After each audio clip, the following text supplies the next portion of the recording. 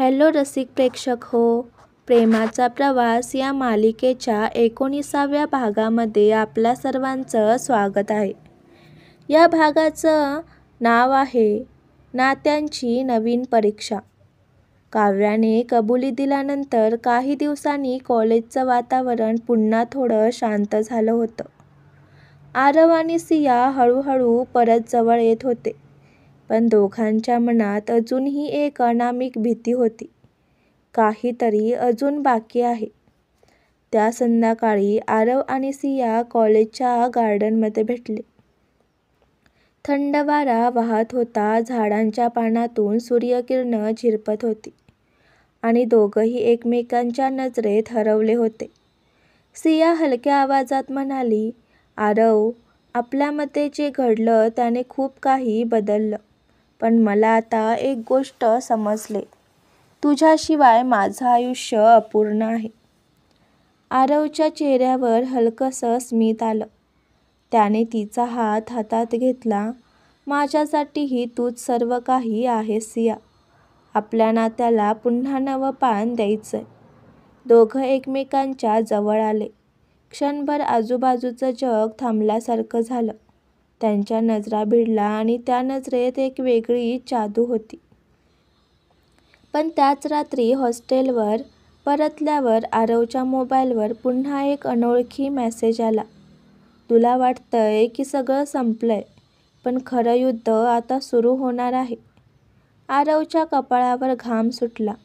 त्याने लगेच number trace करण्याचा प्रयत्न केला, पण ते शक्य झालं नाही. तो विचारात पडला. हे कोणी पाठवलंय आणि का? दुसऱ्या दिवशी त्याने अभिषेकला हा मेसेज दाखवला. अभिषेकने कपाळावर हात ठेवत गंभीर आवाजात म्हटलं, आरव, मला वाटतंय हे अजून संपलेलं नाही. काव्या तर गेले, पण अजून कुणीतरी आहे ज्याला तुझं आणि सियाचं नातं मोडायचं आहे. अभिषेक आणि आरवने एकत्र कॉलेजच्या IT डिपार्टमेंटमध्ये चौकशी सुरू केली. त्यांना समजलं की घोटाळ्याच्या वेळी वापरलेला IP ॲड्रेस अजूनही ॲक्टिव्ह आहे आणि तो हॉस्टेलच्या रूम नंबर 307 मधून वापरला गेला होता. रूम नंबर 307 ही खोली कोणाची होती माहीत आहे का? अभिषेकची. आरवने थरथरत्या आवाजात विचारलं. अभिषेक, हे काय चाललंय? तुझ्या रूममधून लॉग इन झाले. अभिषेक चकित झाला. काय? हे कसं शक्य आहे? त्या क्षणी दोघांना जाणवलं की कुणीतरी खूप हुशारीने त्यांना एकमेकांविरुद्ध उभा करण्याचा प्रयत्न करतंय. दरम्यान काव्या काही दिवसापासून गायब होती. ती ना कॉलेजमध्ये दिसत होती ना हॉस्टेलमध्ये. सियालाही काळजी वाटू लागली. ती आरवला म्हणाली, आरव, मला वाटतं काव्या आपल्याला काहीतरी सांगून गेली नाही. तिच्या वागण्यात अजून खूप काही गुपित होतं. आरवने मान हलवत म्हटलं, हो, आणि ते गुपित उघडल्याशिवाय आपल्याला शांतता मिळणार नाही. एके रात्री आरवला हॉस्टेलच्या बाहेर कुणीतरी सावधपणे चालताना दिसलं. तो शांतपणे मागे गेला. ती व्यक्ती जुन्या कॉलेज बिल्डिंगकडे निघाली होती. आरवने जवळ जाऊन पाहिलं आणि जे पाहिलं ते पाहून त्याचा श्वास रोखला गेला. कारण ती व्यक्ती होती काव्या. काव्या? आरवने हळू आवाजात हाक मारली.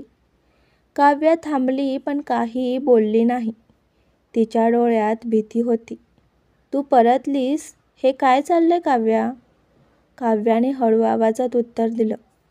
आरव, वेळ नाहीये. माझ्यावर विश्वास ठेव. इथे सगळं खूप धोकादायक आहे. आरवने तिचा हात पकडत विचारलं, कोण आहे हे सगळं करणारा? कोण आपल्याला फसवतंय?